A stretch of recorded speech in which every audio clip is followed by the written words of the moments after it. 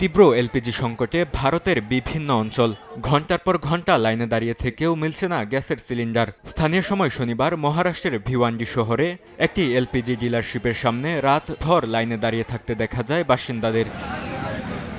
অন্য শহর থেকে কাজ করতে আসা শ্রমিকরা গ্যাসের সংকটে রান্না করতে পারছেন না। এ অবস্থায় ফিরে যাচ্ছেন নিজের শহরে। একই চিত্র দেখা গেছে দিল্লির বিভিন্ন অংশেও।